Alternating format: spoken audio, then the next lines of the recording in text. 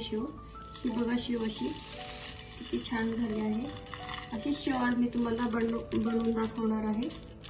खूप तेलकटही होत नाही आणि अगदी कुरकुरीत अशी ही शेव बनवून तयार होते। यामध्ये आपण घालणार आहोत एक सिक्रेट पदार्थ, त्याच्याने आपली शेव अगदी खुसखुशीत आणि जशी बाहेर भेटते तशीच आपली बनवून तयार होणार आहे। हलवाईच्या पद्धतीने आज आपण शेव कशी बनवायची ते बघणार आहोत। तर व्हिडिओ शेवटपर्यंत नक्की बघा, कुठेही व्हिडिओ स्किप करू नका। आता आपण मिक्सरचं भांडं घेणार आहे आणि त्याच्यामध्ये हे लसूण टाकून घेणार आहे। त्याच्यामध्ये थोडासा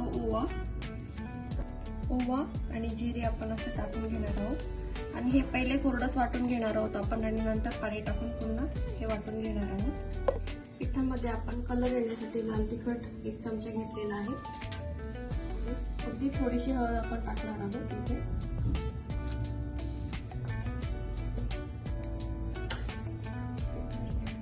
हे आपण असं वाटून घेतलेलं आहे लसूण, ओवा आणि हे आपण आता चाळून घेऊया। चाळणीच्या सहाय्याने असं चाळून घ्यायचं आहे, जेणेकरून मग ते शेव करताना आपल्याला मध्ये मध्ये सोडायचे येणार नाही। त्यामुळे असं चाळूनच घ्यायचं आहे, डायरेक्टली टाकायचं नाही पिठामध्ये।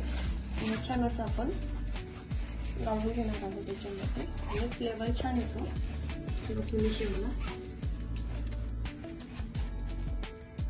आपली लसूण शेव खूप छान चविष्ट होण्यासाठी आपण एक सिक्रेट पदार्थ घालणार आहोत, ते म्हणजे आपण आता इथे मिक्सरचं भांडं घेतलेलं आहे। त्यामध्ये आपण घालणार आहोत 1 चमचा मीठ, 3 चमचे तेल घेतलेलं आहे आपण। मिक्सरच्या भांड्यामध्येच हे सर्व आपण याची पेस्ट बनवून घेणार आहोत आणि जेवढं तेल घेतलेलं आहे आपण तेवढंच आपण इथे पाणी घेणार आहोत। जेवढं आपण तेल घेतलं तेवढंच आपण इथे पाणी घेणार आहोत आणि हे छान आपण मिक्सरला बारीक असं फेस होईपर्यंत असं फिरवून घेणार आहोत। होणार आपली शेव अगदी कडकडीत कुरकुरीत अशी होणार आणि जशी हलवाई बाहेर बनवतात तशी आपली ही शेव बनवून तयार होणार आहे। आपलं मिश्रण इथे छान वाटलं गेलेलं आहे, तुम्ही बघू शकता असा कलर येतो, व्हाईट कलर येतो असा। आणि आता आपण हे पिठामध्ये टाकून घेणार आहोत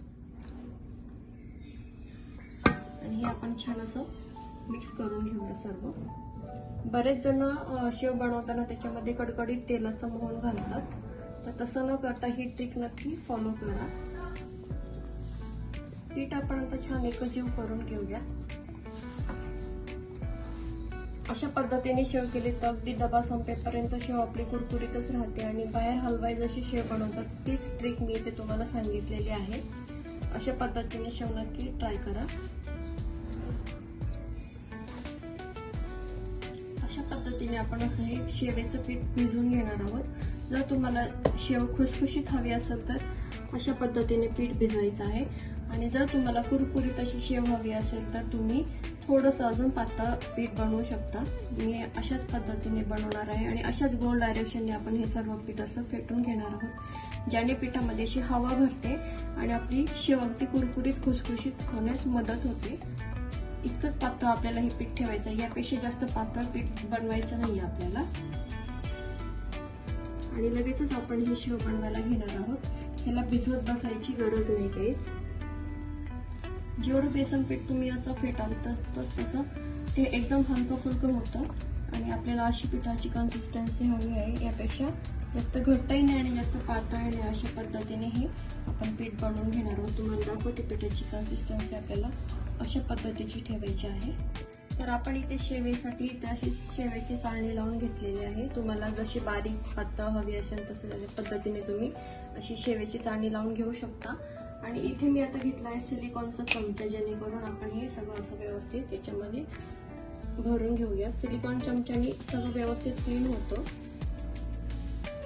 अशा पद्धतीने आपण हे असं भरून घेऊयात, कुठे त्याच्यामध्ये हवा राहता कामा नये, अगदी भरून असं हा सोरा घ्यायचा आहे। याच्याने मध्येच तुमची शेव तुटू शकते, त्यामुळे अगदी फुल असा भरून हा घ्यायचा आहे सोऱ्या, आतमध्ये दाबून असं भरून घ्यायचं आहे व्यवस्थित। बघू शकता तुम्ही सिलिकॉन चमच्यामुळे हा उपयोग होतो आपल्याला, कुठे असं एक्स्ट्राचं पीठ कुठे लागत नाही साईडला। आपलं तेल छान कडकडीत तापलेलं आहे आणि आता आपण कढईने अशी शेव पाडायला सुरुवात करूया, अशी गोलाकार पद्धतीने अशी छान अशी शेव काढून घेणार आहोत आपण. बघा किती छान आपली शेव बनवून तयार झालेली आहे.